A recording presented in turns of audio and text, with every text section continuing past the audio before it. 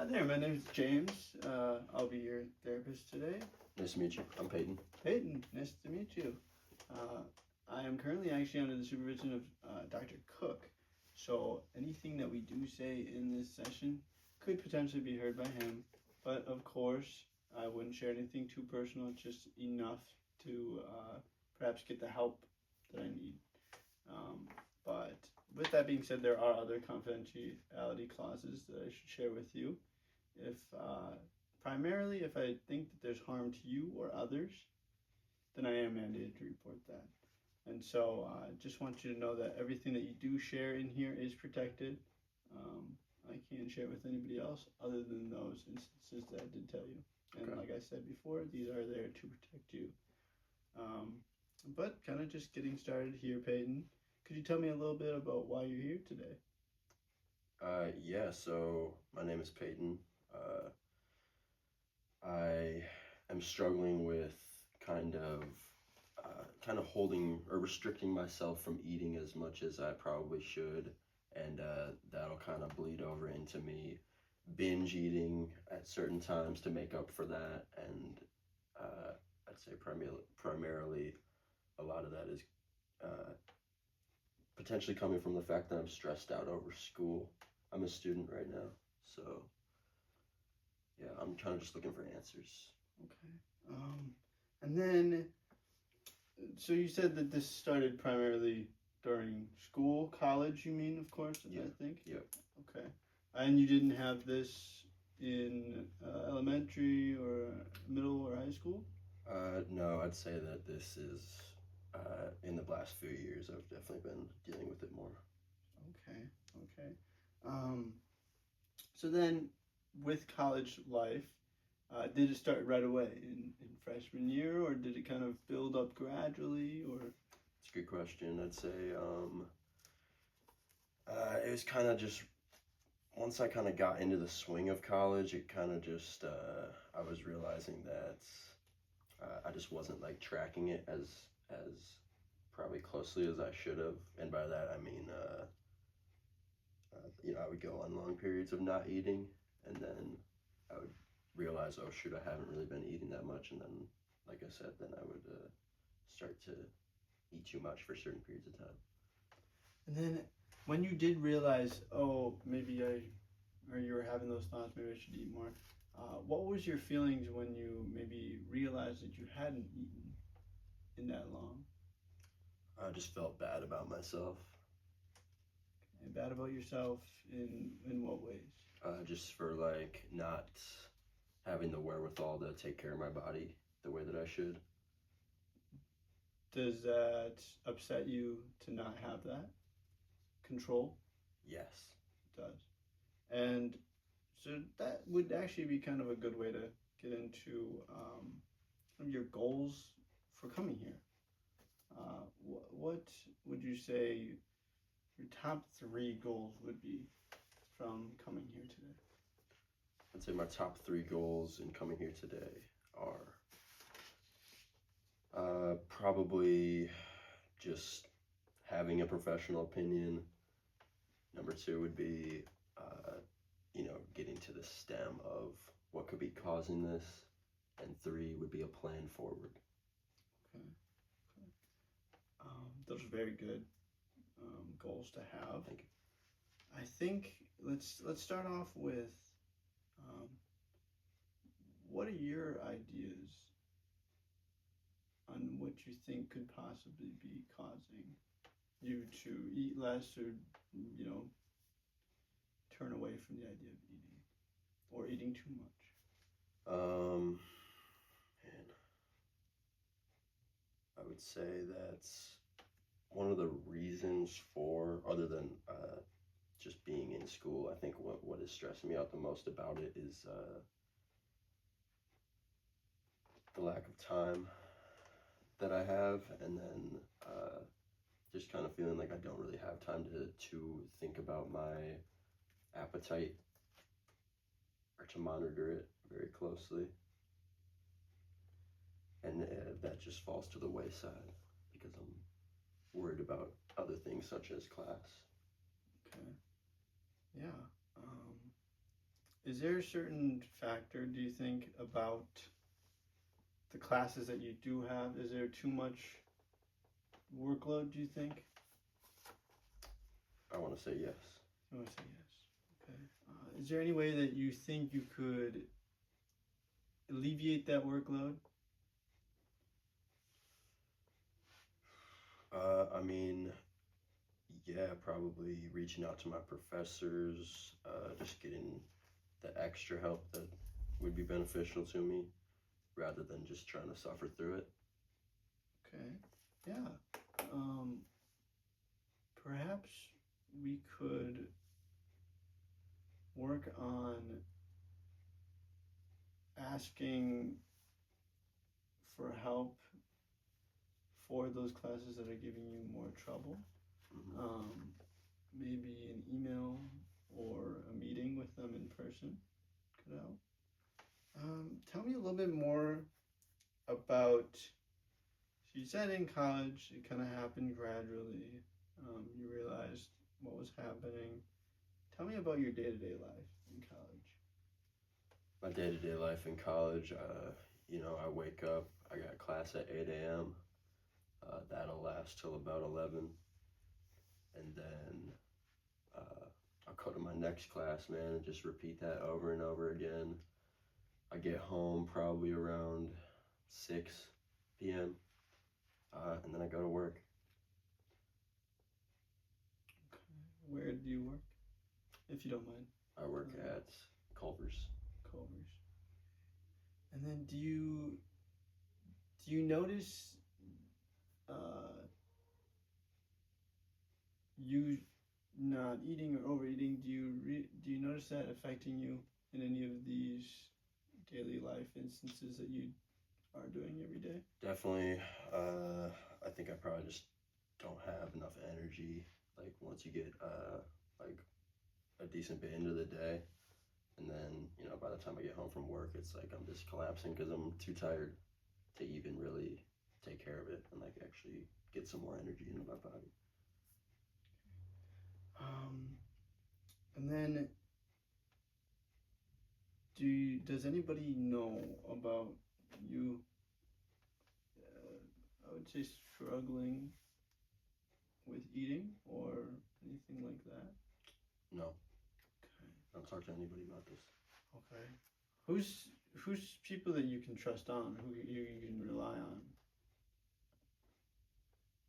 I'd say that I can trust my girlfriend. Okay. And then I was gonna say, so you are 22 years old, it says here. And your girlfriend, she is support to you. In what ways does she provide support to you?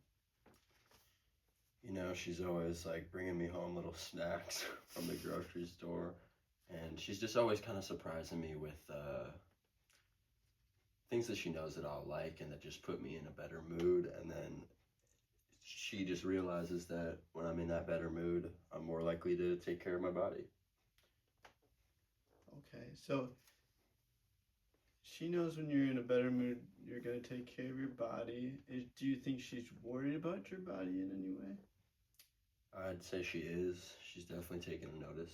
She's noticed how upset I get over it. So, yeah. Okay.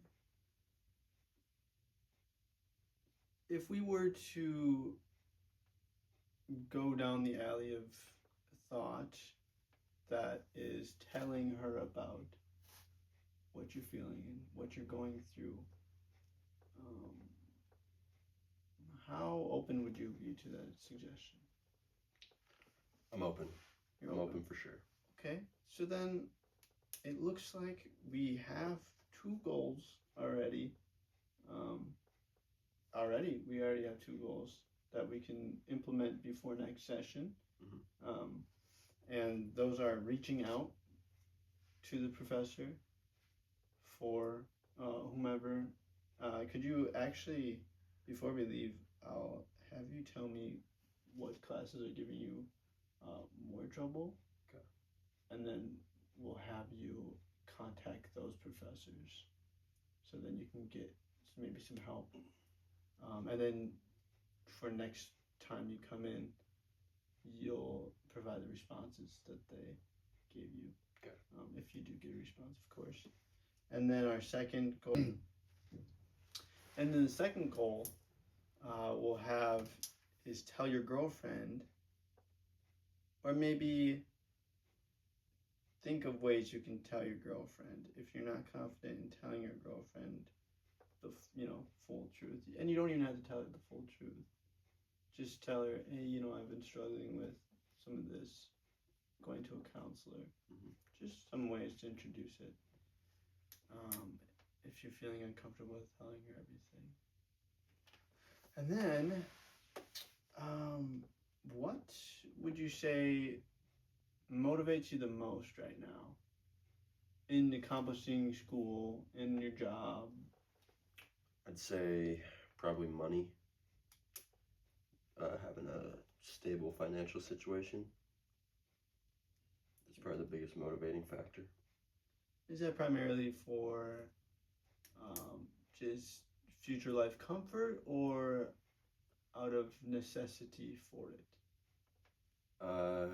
I mean, obviously, I'm just worried about what the future could hold, and I need money to be able to know that I'll be comfortable in a way, but also just so I know I have food on my table. Okay. Do you think that goal is compromised at all? You could say that, just in the lack of energy and all that, just like maybe not being able to put my best foot forward all the time, which maybe could, significantly decrease my job opportunities in the future. Just as a question, it's often called a miracle question, actually. If you were to wake up tomorrow and all the problems, the worries that you have that are causing you to act or treat your body in a more negative way. Sorry about that. It's kind of noisy in here. But back to the question. If you were to wake up tomorrow and everything that's bothering you right now disappeared, what would happen? I feel like I think that I would just be a lot happier and healthier. And I think that the reason that would be the case is just because I would feel more confident in my body.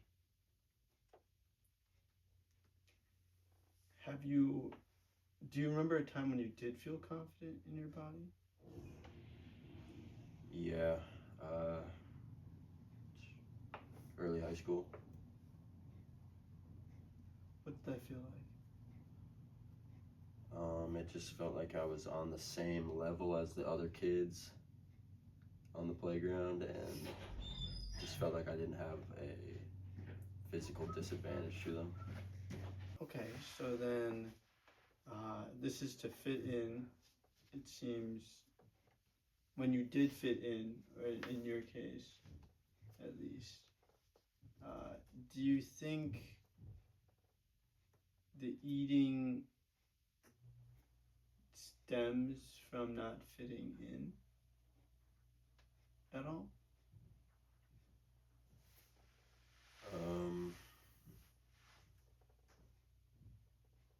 No, I don't think it's because of that. And actually, that's a good thing. I think that's a good thing, because that would mean then that this anxiety that you feel from college, from all of the work, everything that's loading up on you, we discussed that could potentially be the cause for the behavior, correct? So, with that, I would say, how could you fit into that picture that you created when everything was perfect or great? To make that type of thing happen, I think that I would have to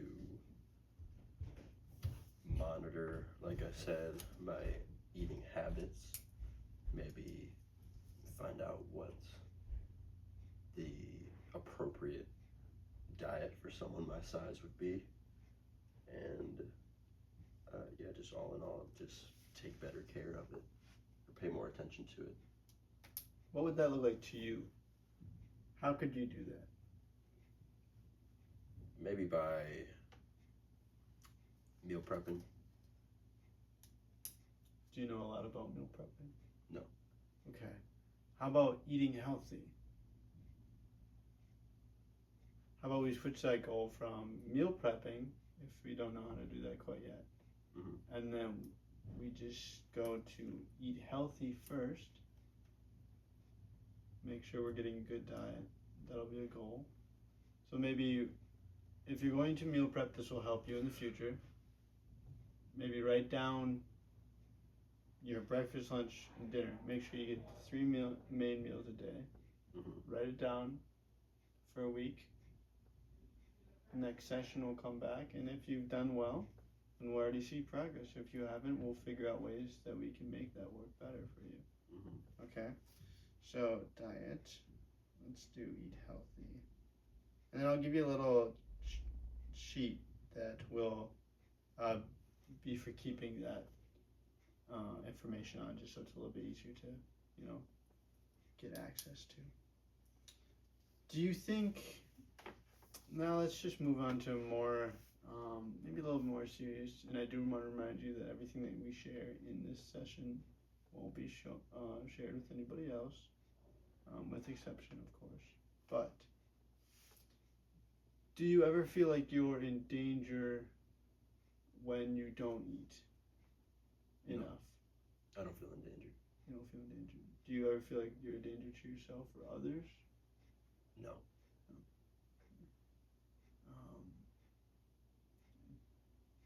Do you see yourself purposely hurting yourself when you don't eat? Or do you think it's just from, another emotion or feeling? That's a good question. I obviously it doesn't seem purposeful from my perspective, but I don't know. Okay. How about we explore those feelings throughout the week?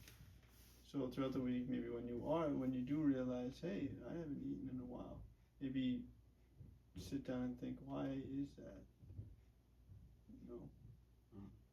And when that does happen, when you do realize it, remember that journal you're going to keep this week for the food. Maybe that might help you in remembering. Oh yeah, hey, it's lunchtime. I got to get my meal in.